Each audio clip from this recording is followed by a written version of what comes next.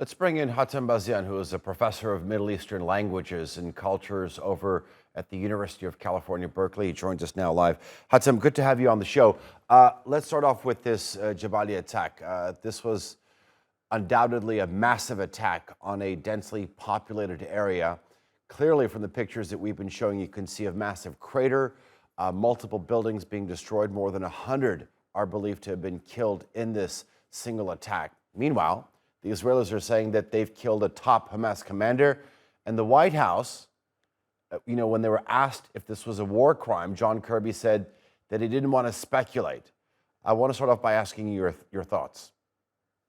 Well, the attack on the Jabalia refugee camp is consistent with how Israel have conducted its war on Palestinian civilians in Gaza.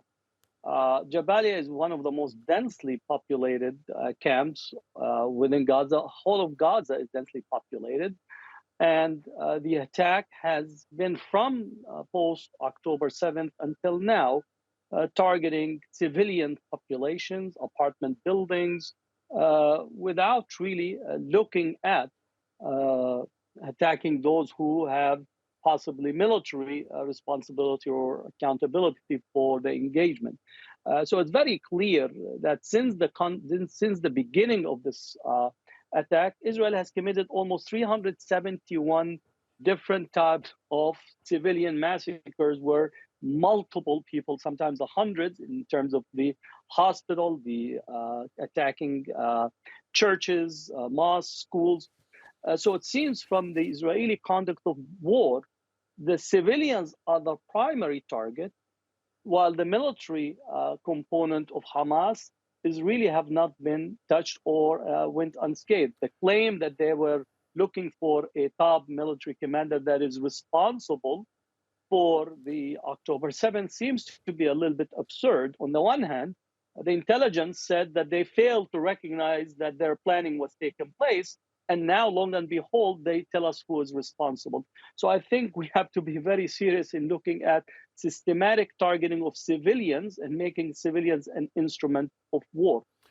The United States response, again, what can we say? They've been aiding and abetting. And I would say the United States right now has become complicit in Israeli war crimes.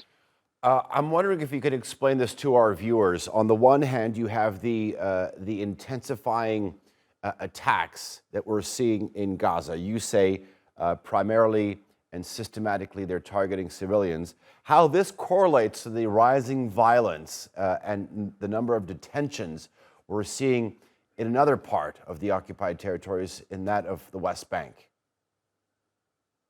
The West Bank has been a primary site from the beginning of the year.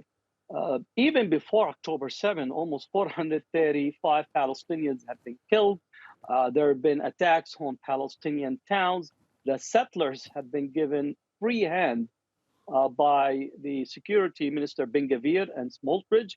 It's basically really using the settlers as a force to maximize the takeover of land in the West Bank. So all of those who speak constantly on Hamas is the problem.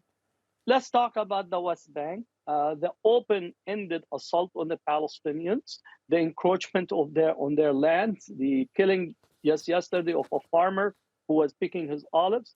So Israel is attempting for really to take maximum land and push Palestinians out without due recognition of the two-state solution. Anyone that speaks of the two-state solution has to actually speak of immediate halt of all Israel's activity, immediate withdrawal of the West Bank, end of all settlements activities.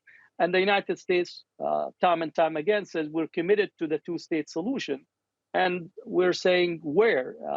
Possibly Elon Musk is proposing a state in Mars. So the United States right now in access lost all credibility, as well as the European countries have lost all credibility on the international law perspective, on crimes against humanity, and the United Nations basically stands almost impotent in attempting to protect a population that is under its protection. These are internationally dependent people. They're subject to international protection, and the international community is actually sending more weapons to Israel rather than protecting the population in the West Bank or the Gaza. Okay. Hatem Bazian, pleasure having you on. I do appreciate it. Thank you.